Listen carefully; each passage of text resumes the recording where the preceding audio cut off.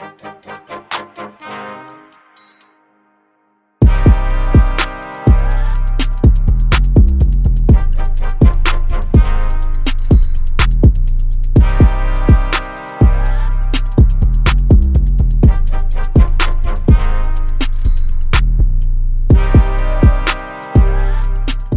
I've been out almost 10 years now. Don't know how long that's going. We're security, no. But needless to say, like she said, our time spent in there, I don't have the stories of like getting beat up in prison. Nobody fucked with me. Everybody was, you know what I'm saying? We had a glam, like our thing was glam. We would get up, do our hair, brush our teeth, iron our clothes, try to eat healthy, work out, talk to the QCOs. We didn't have no drama. Every time I got with her, it was positive energy. She made my stay not seem like prison. Literally the first day we talked, we were like talking about Christian Dior and Versace, and people was looking at us like we was the crackheads, because clearly there was something wrong with us being in prison, talking about all this happy shit, being in a good mood. But she just wouldn't, you cannot be sad around this motherfucker. If you know her, you really can't be sad around Stoney, let alone in prison where she has just all this room to express herself.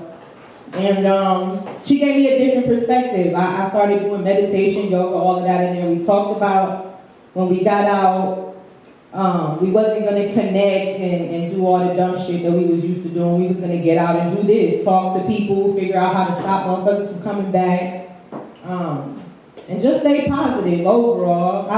I'm not gonna say I changed my life, because I'm in the streets because of my love life. But I do what I gotta do every day to stay out of prison to a certain extent. And I just feel like I said, I'm not here, like she said, we're not here to preach, go to prison, get a number. It's just in one way or another, you've been affected by it here. And instead of being judgmental, you can be empowered by it, whether you was the inmate or the mother or the girlfriend, the sister, whatever. You gotta remember you are very important to whoever's sentenced. If you're dealing with somebody right now, them letters, all that. I didn't call home the entire time I was locked up. I didn't do phone calls, just because I personally didn't want to talk to anyone. I have children and everything. I didn't want to talk to them. I have a different way of dealing with stuff. But the people who got the visits, the phone calls, the letters, I could tell that made a huge difference in their everyday life. The visiting days, they would come back and just have a little spark in their eye because somebody gave a fuck.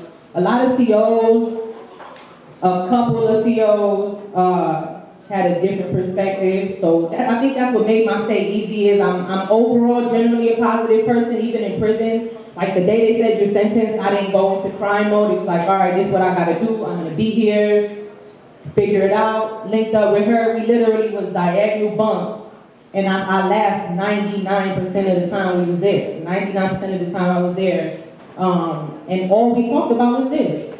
Besides the fashion and the bullshit, we had business plans, we had marketing campaigns, our mission statements. I'm talking about, who the fuck does that? You know what I mean? Who the fuck go to prison and do a whole business plan? It just wasn't a regular thing. Nowadays it's a little more normal, but back then it was rare. The women was on some other stuff. And so I always thank you for keeping me uplifted in there. When I came home, we said we was gonna link, we linked. And it's been a ride ever since. It's been a good ride. I'm proud of you. I've seen you go, like we said, what's the first book? No, the other book. From Snatch and Grab to Too Busy to Snatch. Too Busy and Book, man. She gonna be all right. I want everybody in here who got an entrepreneurial dream. I'm not saying it don't work, but if you a felon or you have that stigma every time you walk in somewhere, you gotta feel different because they're not gonna give you that job or give you that position. Just remember that you position yourself wherever you want in life. And as much as I give props to the working person, you kind of got to figure out how to do your own thing nowadays, especially if you're a felon, because there's no reason why you should have to walk into a place and even explain what the fuck you did 10, 15 years ago. If I'm here today trying to do the right thing, it doesn't matter what the fuck I did, honestly, especially when you know people have a good work ethic regardless of their background. So I want to encourage people to be entrepreneurs, put your movements together, follow your dreams, stop chasing money, or you're going to end up in prison. Chase your passions and the things you're good at. Use your talents and ride for your people. I'm not saying it ain't a ride or die mentality, because that shit is whack. It's just like, it's like sit and live. Fuck ride or die, sit and live with them. Sit through that shit and live with your people. Look out for them. Take care of each other.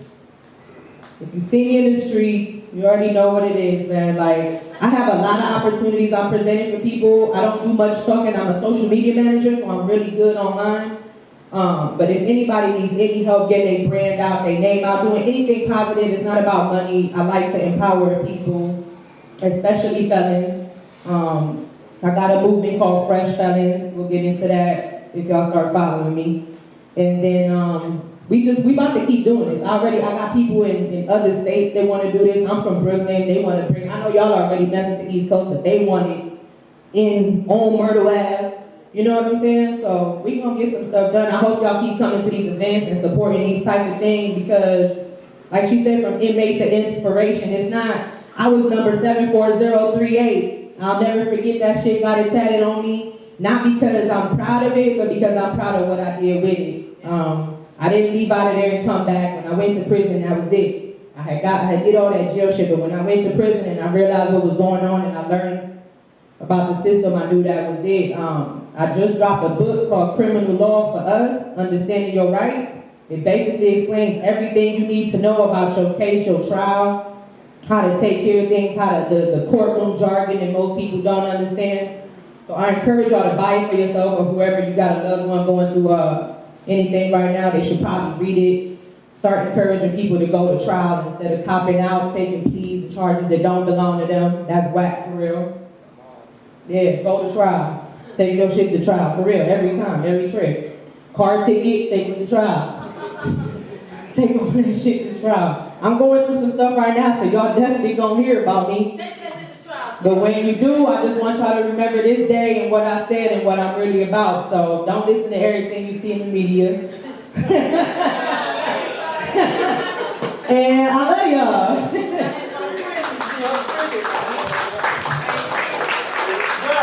Yes, once again, that's my girl Star. Literally, like, we did like 55 days together and missions together. We was singing songs, we was playing bingo. I made bingo boards every day for like 3 hours. And then sold all the bingo boards to the women in jail for pieces of paper, licorice, envelopes. This is no lie. And every day, they used to follow me to the shower. Not to fuck, I wasn't fucking. But they literally used to follow me to the shower to be like, are you gonna sing in the shower today? I'm like, man, what y'all want me to sing today? And the thing about it is, clearly I can't sing, but they just be wanting that energy. Just, they were so hopeless. Me singing Mary was good to them, and I can't sing a lick. I'm like, I'll be in the shower at 7:30 sharp. You bitches gonna start buying my soap too while you're playing. So we're gonna keep it going. I'm gonna bring you to the stage next. This is my girl, Cuffy. You know, yeah, you first, baby. Because once again, one story I'm gonna just tell y'all real quick. I was on house arrest one time. Once again, fucking up. I got 1 million girls I hustle with every day, you know. But Cuffy called me, just somebody I kick it with and know of, hit me up in the DM and was like, "What's up? Where you at?" I'm like, "Bitch, on house arrest." She said, "I'm about to bring your son some clothes. I know it's Christmas time. I know you can't go on a hustle. I got you." I'm like, damn, this a bitch I don't even kick it with every day, and she done brought me Santa Claus bag worth of shit for my kid. I will never forget that. I will always support her, and I know she went from an inmate to inspiration. She got every big girl in Cleveland feeling themselves. Period. Cool. So here go my girl Cousin. So I'm really not good at speaking, but I like to support Stoney. She supports everything that I do. So a little about me. I grew up in the projects. We was poor. I started boosting at like 12. Started getting me some money. Went to prison young at 22. But the thing about prison, it was like people was like 40. Like I'm, you know, like when you're 21 and I can't go to the juvie part, I'm like, I started seeing people so hopeless, like 7, 8 numbers, not like don't believe in nothing. You know, I was sitting there like, shit, I ain't never coming back. I ain't never ever coming back. I'm gonna have a store at 30, da da da da. This is what I really thought. But it's like when I got back out to the real world, I needed some money. So I went to do what I do. But what I used to do for like 8 years, I'm talking about, I kept the case, I'm cashing all the way out. I'm not going back. Fuck prison. I'm not going back here. But God set me down in 2016, again, 10 years later. And that time I had to like get it together. I said, come on now, I had a story. The thing about it is, you know how like you halfway out the streets, but you still in the streets, had a story. He set me down this last time and I was like, this it, you know what I mean? I got a 16-year-old now, we're gonna raise him. You know what I mean? Like my biggest fear is letting somebody, you know, put him up to doing stuff. You know what I mean? So I gotta just be there for my kids. So I got a plus size store. I was good at selling clothes. So I just use that passion, you know what I mean? I try to inspire people. I do business coaching. I do a lot. I'm just trying to do anything to keep me busy. For one, I'm on probation for life with Kathleen Satula. So I just try to stay on her good side. Because any day she feel like it, she could be like, bye. You know, I only got a little bit time left, but it's just like, I just like to inspire people. I'm not a good speaker, so like, don't.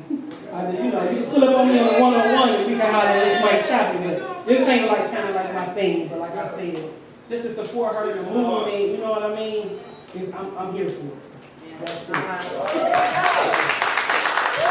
Hey, you ain't gotta say much, but you hear though. And if y'all not following her, follow Confidentially Curvy.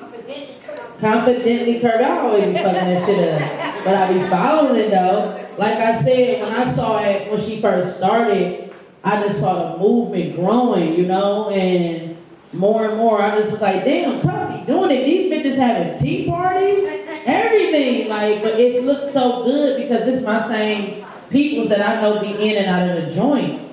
And now she ain't going back. Now she got some shit that she really standing behind. And like I said, I'm always support her. I don't give a fuck. Like, clearly, I'm definitely confidently curvy around this motherfucker. I'm not slim no more. I'm over there too, big fella.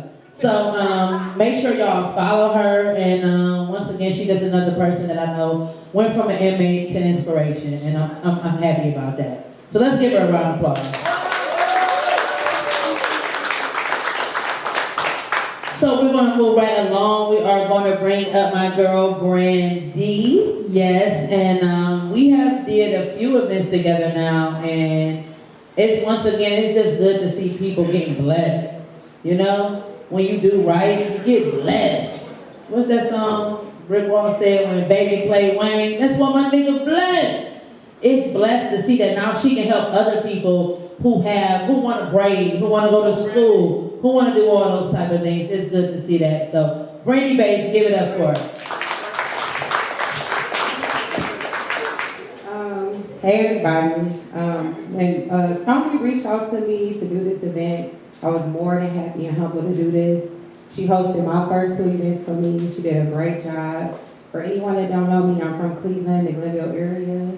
In 2016, I fought a federal indictment, a heroin conspiracy, which led me to go to federal prison camp in Arlington, West Virginia, where I found my purpose.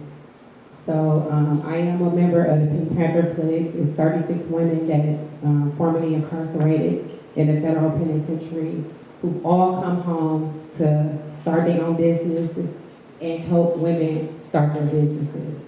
I have also created a program called Set Up Shop. It's a program where I help women that are at home running businesses come into the community with their businesses. So I was supported by the Cleveland Foundation. I got a $50,000 grant to help women get their braiding license, learn braiding techniques. And out of the 6 women that started, I got 5 people in the salon who have built their clientele in making money braiding hair.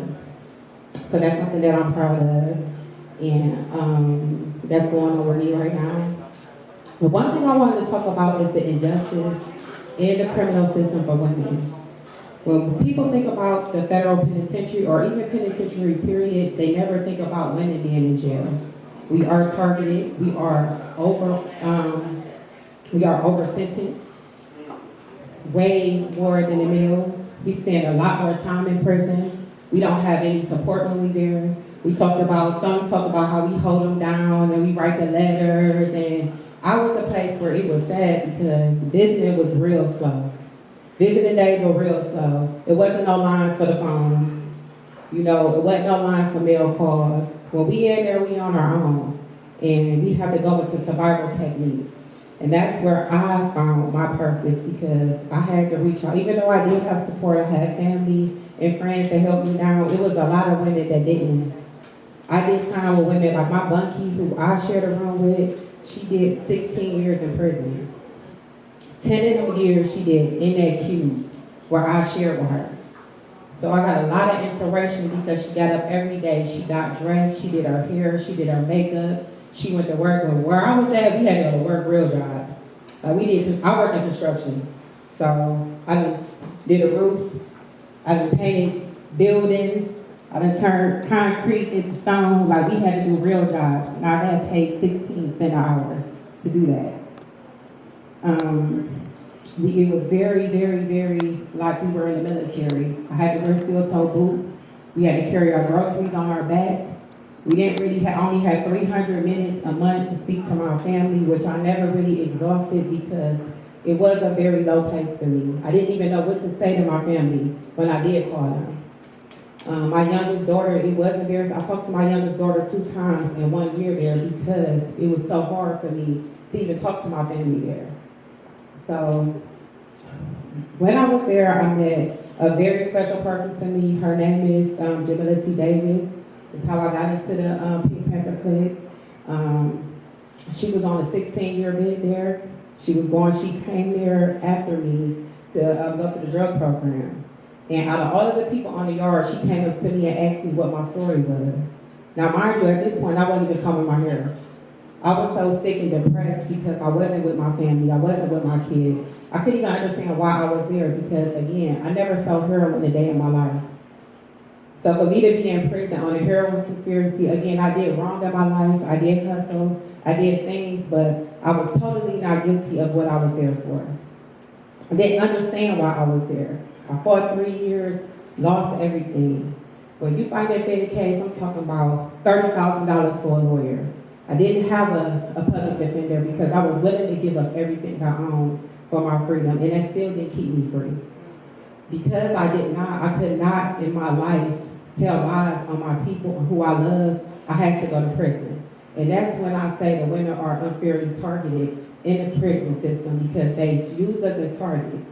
They use our kids, they use our well-being to work with them. And when you don't work with them, they don't mind giving you 25 years. I was locked up with people with 25 and 30 years who never even so much got a traffic ticket. How's that possible? No drugs, no money. So what do I advocate, and the people that I'm around advocate, we advocate the unfairness in the prison system. It's not fair. I do say fuck prison. Only thing I got from prison was my passion because I had no other choice. I was stuck. I was in a place where my people picked me up. The women there is the people who helped me figure out my reason why. So there, I started, I was surrounded by women that I didn't know at the time were multi-millionaire women. These were women who made millions of dollars and ran businesses. But when you on the yard, we all are equal. We all get $300 budget and $300 a month.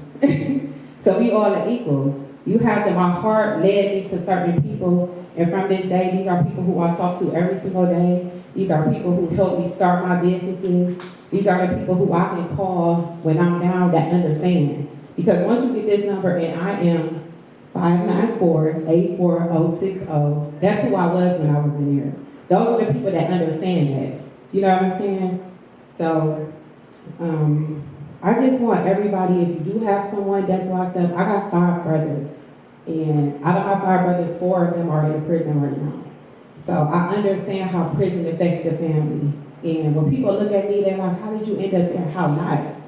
Like when your father is in prison, when your brothers are in prison, we know that one thing we do know is the streets. We know how to hustle. We know how to survive. And I just want everybody that do have somebody in prison, don't forget about them. Send them a letter. Send them a card. When y'all families is going to sit this in, show up, say something. You know, if you got to, I don't care. Like I just told my brother doing a life sentence right now.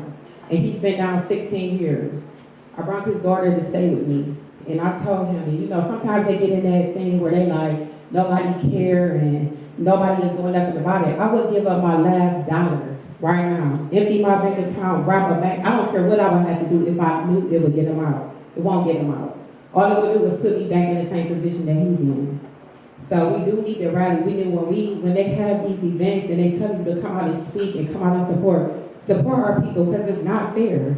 We being locked up in numbers that's ridiculous for no reason, with no proof, with no drugs, with no evidence. They're really trying to demolish our race. And we need to support events like this. To me, I feel like there should have been way more people here. Like way more people here. People follow me, they DM me, they ask me about things that's going on, but nobody is willing to do the work.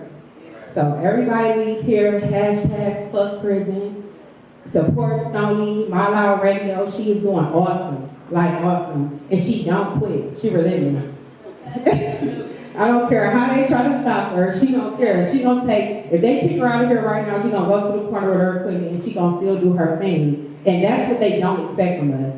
When I was leaving prison, my counterpart, what do they call them? Like the person that's supposed to help you re-enter society, whoever they is. Because that's caseworkers, whatever. He told me to go to Walmart. Now, mind you, I had my own business before I went to prison. And this is the reason why we threats. If you a strong woman, they definitely want to break you down and put you and sit you down. Because I got a racketeering charge. Like, there's no way in the world I should have ever had a RICO charge. Instead, I aided a criminal enterprise helping people to commit crimes, which was a total lie. So what they told to me is I wasn't allowed to start my own business. I should start at Walmart. They told me, they gave me a phone number to a manager in Cleveland, Walmart, where I should start. In my mind, I'm like, fuck y'all. I'm not gonna, there's no way in the world I can support my 2 kids working at Walmart. Not to say nothing bad about anybody working at Walmart, but there's no way that I can support my kids doing that. So I had to prove and show them from day one. I have not had a job since 2008. I have always ran my own business and learned how to create money. And my goal today is to help people find your passion and find your purpose, and you'll find a way to make money. I always tell people that anything, I don't care, I bet, and I live in Atlanta, it was a man selling sweet potato pies this big for $3. He was driving a Bentley. It messed me up. I'm like, you gotta be doing something else. He like, no, I just sell sweet potato pies, you know? But he was passionate about selling sweet potato pies. He got out and he grinded them sweet potato pies. So for anybody that feel like they can't, you ain't gotta be doing something that somebody else doing, I don't care what you know how to do. If you're passionate about it, you will make money and you will survive. You do not have to live below poverty. You do not have to settle for what they say you can do. I don't care what it is. So I did start an organization called She Glows. It is a women's organization where I connect women to resources, whatever you is. And I have big people with a whole lot of money behind me. So anybody that is here today, you give me your information, you get to a point where you can't move unless you do have a restaurant or someone backing you. So the next thing I knew how to do was right here. I called my sis, she was still in jail. I said, sis, okay, I know how to pay my bills cooking food, but now I need to find something else. So she told me, what's your next skill? So I told her I know how to braid hair. And she told me to braid hair. So I did my best friend here, put it on Instagram. I woke up the next day, it was like 100 comments, like, because I braided hair in high school. So they like, braid my hair, I didn't know you was that braiding hair. And from then, I was able to make 6 figures in my first year braiding hair. I'm not quitting for nothing. I know that my voice was meant to be heard, and I'm gonna keep on pushing. Can't nothing stop me. I feel like that. I wake up every morning so ambitious. Everybody know. And like I said, I've been screaming fuck prison since I got out of prison. I was screaming fuck prison while I was in that motherfucker, and I'm gonna keep screaming it. Now I wanna scream it all over the world for some other motherfuckers who screaming fuck prison but don't know people care. You know, there's some people in Minnesota somewhere like fuck prison, but don't nobody want to hear that shit. They don't know it's some people in Cleveland screaming fuck prison and want to fuck with them. So let's see how that work out. So we're gonna bring somebody next to the stage, my girl. This is my girl, Keisha, yes. And we go way back, man. We go way back, man. When I went to jail another time, like I said, I didn't do 20 years. I just did a whole bunch of 8 months, okay?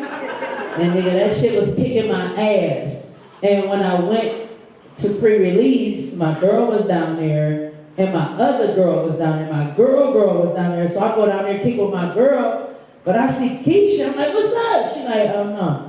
I don't be on that yard shit, nigga. I'm in here trying to get a degree, in here trying to get a trade. I'm not in here being like your peoples, you know what I'm saying? Like, I'm in here trying to get the fuck out. And I respected her. I was only there for about 90 days because I had my judicial. I was on my way out that bitch. But for that 90 days, my nigga was on some shit. And ever since then, she has been literally putting on. I'm talking about, called me one day from Cleveland State.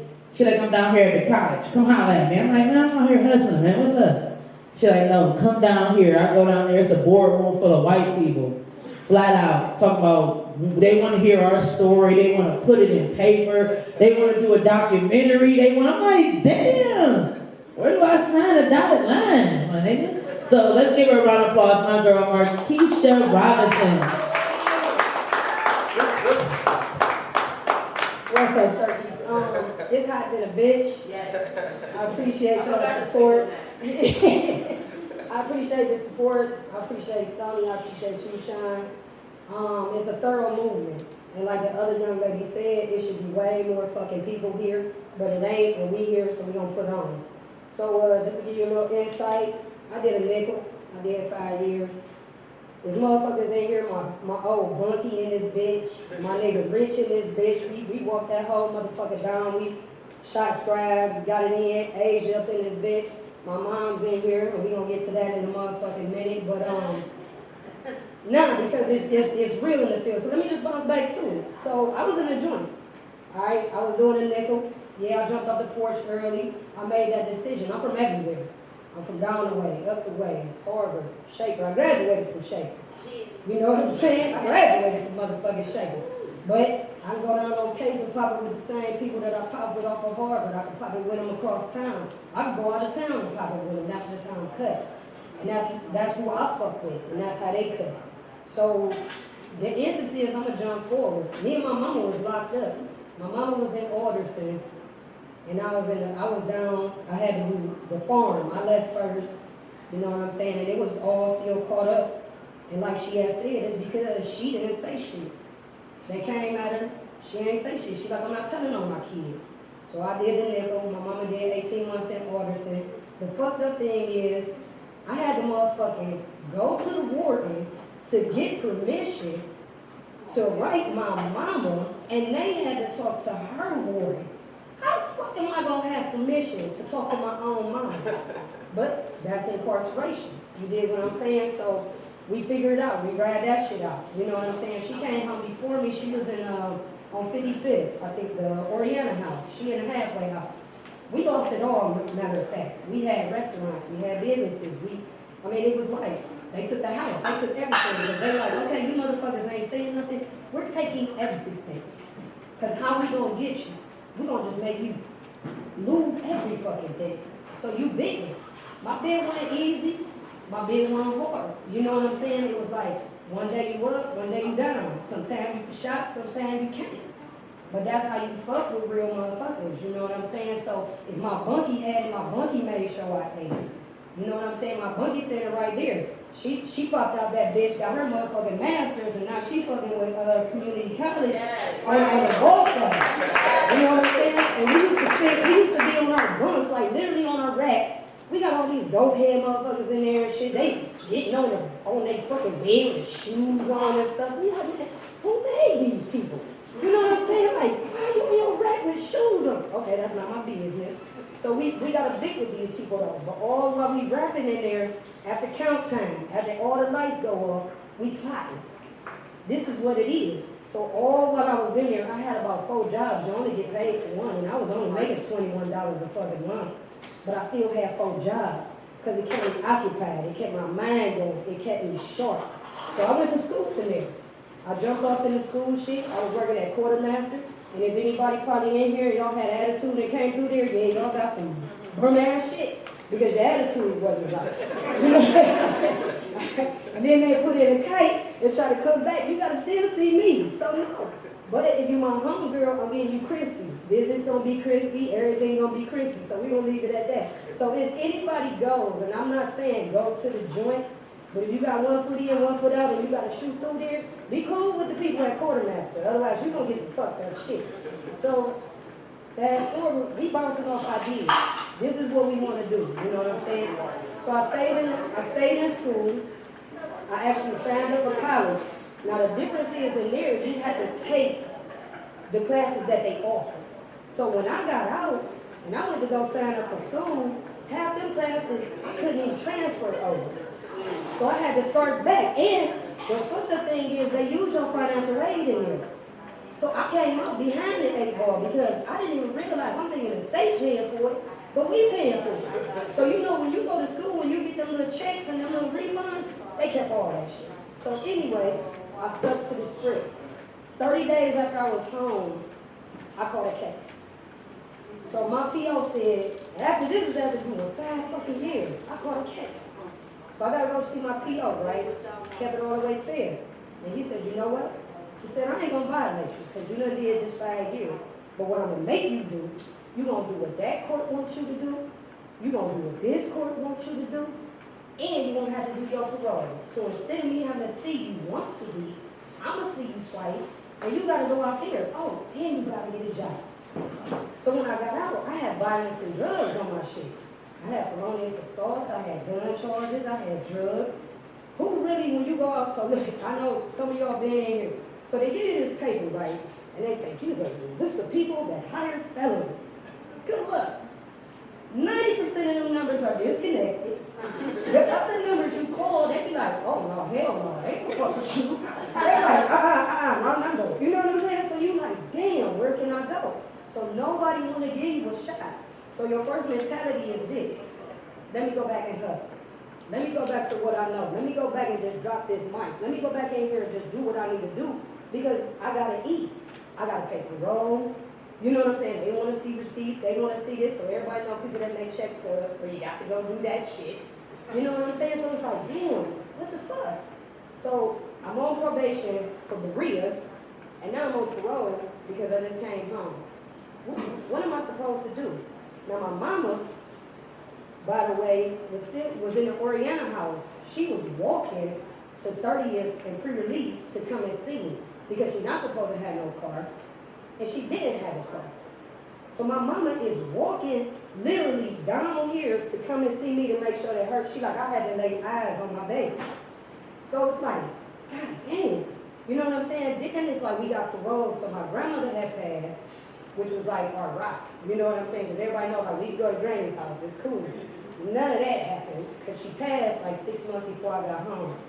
So we got parole, and my uncle, I don't know if y'all watch Goodfellas, but you know when that nigga came home and his kids, they was all in one room, and he was like, fuck this shit, we out of here. And I walked in there, and I didn't know why, because my parole officer was like, good luck.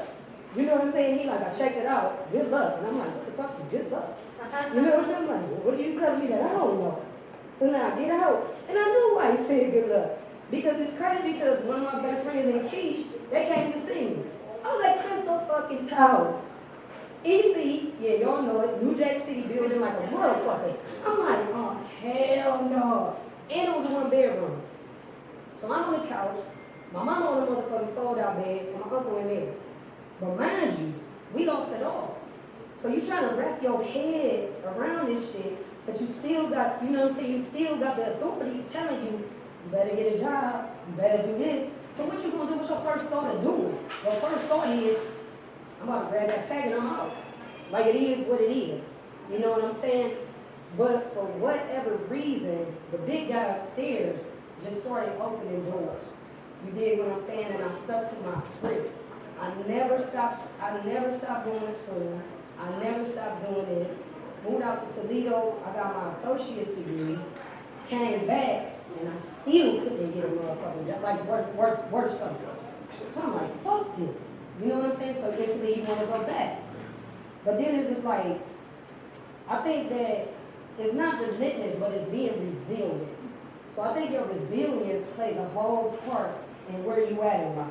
Because if you don't keep pushing, like you can say all the prayers in the world, but if you don't put no muscle behind that shit, and he don't see that you actually doing what you're doing, like a lot of people be out here no cap and be capping the fuck out.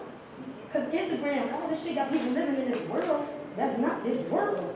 You know what I'm saying? But I think like if you jump off and you be like, look, this is really what it is, you push through and you pop through, and no matter how much you get set back, you still got to dust your shit off and be like, you know what, I'm gonna just keep it fucking pushing. No matter your character flaws, no matter the, you know what I'm saying, whatever demons you battling, no matter none of that shit, you just gotta keep fucking pushing. And I kept pushing. And today I just say like, nigga, I'm corporate. I'm black corporate fucking America. Yes. I deal with these, white people every day in these boardrooms. You know what I'm saying? And they come here, I'm dealing with engineers. I'm dealing with VPs of operations. And I sit in there and I got a form. I sit in there and I got a voice. When me and Keish came down there and I brought her to Cleveland State, that's because the ombudsman is like the director of our film department and the director of our English department is like, we want you to put a group together. We want you to do a documentary. And we had everything moving in the documentary side. And the Department of Justice said, if you don't give it to us, you can't use it. So basically, if we was to put it out there, they'll sue us. And we had permission to go into the prisons. We was leaving cameras in the prison for women to like record. Like we'll leave something and we'll just have a questionnaire. And the women will be in there and they speak into this camera because first of all, you gonna just lie to yourself. There's nobody else in this room. So we giving them questions and they talking to this and we putting it in here because we wanted to put a forum together that they could send their kids. So then the kids could be like, dang, all right, my mama is actually in here on some shit. You know what I'm saying? Like she ain't lying no more. She actually trying to get herself together. So this is what we want to do. Now we got the format and editing and everything, and Cleveland State was all on board. And they was like, let's put it out here. So we about to put it out here. Department of Justice said, nah. They got nah. You put it out here, we suing you. Give it to us and we'll make the program. And I said, no. Why would we give this to you? So long story short, that was put on freeze, but we had Keish there, we had Kim, like, it's a lot of women that I keep in contact with that when we was on our backs, or when we was in the day room, or when we was talking about it, that's actually out here doing stuff, those are the only people I fuck with. Like Keish, I was very anti. I'm anti now, but I was real anti in that compound. Because I had to protect my energy, I had to protect my space. Because y'all out here wilding. I'm in this bitch, this is not fun for me. Anybody having to tell you, you gotta put all your shit in one fucking box and you're like, oh, this is 2.4. Or you gotta stand up at 4 o'clock. I'm already fucking tired. But if you don't stand up or you go to the hall, you know what I'm saying? Like all of that little shit, it plays, they're intricate details, but they play a fucking part. You know what I'm saying? So when you do that, that wasn't fun for me, Vic. Now I ain't had no crazy ass Vic. I wasn't fighting, I was cool with everybody. I was doing my little 1, 2, and this, that, and the third, but I still was big. You know what I'm saying? I still was incarcerated. And that's fucked up. So at the end of the day, it's like sometimes you do gotta protect your energy. You do have to protect your space. And if you anti, fuck it, be anti. But don't be anti on no goofy ass bougie shit. Be anti because you remain humble, you remain focused, you stay in the fuck out the way. Because ain't no way I'm gonna go back there. If I go back there, it gotta be family. You gotta be family oriented. That's the only fucking way that I'm gonna go back there. That's it. That's all. You know what I'm saying? My brother got killed, so I told my mom, she ain't losing me. It was only both of us. So if I do that, I'm defeating the fucking purpose, which goes back to you got kids, you got grandkids. You know what I'm saying? People got shit to do out here. So the whole movement, like fuck prison, everybody's been affiliated with this shit, whether you went or not, whether you had to send money, whether your cousin was there. You know what I'm saying? Whether you did 20 days, whether you did 200 days. I did a whole 5 years, and you motherfuckers get kissed my ass with that. So the whole fuck prison is like fuck prison, but there's a deeper tone to that. You dig what I'm saying? Because we gotta be out here. We gotta go to the juvies. You know what I'm saying? We gotta fuck with these niggas. I pull my niggas aside all day. I might be on case, and I'll pull my niggas aside all day and be like, for what? Because y'all niggas ain't really getting no money. So when we jumped off the porch, we jumped off the porch to get bread. These niggas is just jumping off the porch for social media. So you gotta pull this shit back. You know what I'm saying? But it takes everybody to do it. It don't take a person to go to prison to tell you not to go to prison. You know what I'm saying? It takes a person that's like, yo, what am I about to do? How am I about to stand up and be like, yo, we gotta get this shit together. Because they ain't gonna do it for us. They ain't gonna do it for us. You know what I'm saying? So we gotta holler at people. I love this movie. I respect this fucking movie. And you got me 1,001%. They would put me in some of the worst schools and say, turn this school around. So people that's from Cleveland know, like Alfred Bennett. It says on 55th, it had the lowest performing everything, but the highest performing discipline rate. Then they sent me up to John Adams and said, turn that school around. And I had 7 games. I walked into the building with 7 games. Every day I would come into the school, I would have people enrolling their kids who just getting out of juvenile. And so every day I could ask a guy, like, why am I in these situations? Why are you putting me in the worst situations? But even with those circumstances, I had a very clear relationship with my students because I understood them. And so my kids that was coming from jail, I wrapped my arms around them a little bit tighter. My kids who have been sexually abused, I wrapped my arms around them a little bit tighter. They were going into domestic violence, I did something a little bit different. And so when I left education, my reason for leaving education was I said, you know what, I'm supposed to do more than this. And so now I've started an organization where I go into prisons and I deal with young girls and I talk about how important it is that jail sentences, jail time, you have parents that are incarcerated. Incarceration does not take away, that is a parent. The title of parent never leaves, and so that is what I do now. I have a whole program where I teach young girls how to still have a relationship with their mothers that are incarcerated and their fathers who are incarcerated. I go into prisons now and I teach the parents how to still have a relationship. No, it's not traditional, but you still add value to your child's life. That title does not leave because you get a term. My dad did 35 years, but he taught me some of the most valuable things that I carry into my life right now. So with me doing this, being able to just come and speak and just share it and say that, you know, you guys have shared your stories, you have done time, and have come out and really try to do something great with your life. Your children, if they have not said, they respect you guys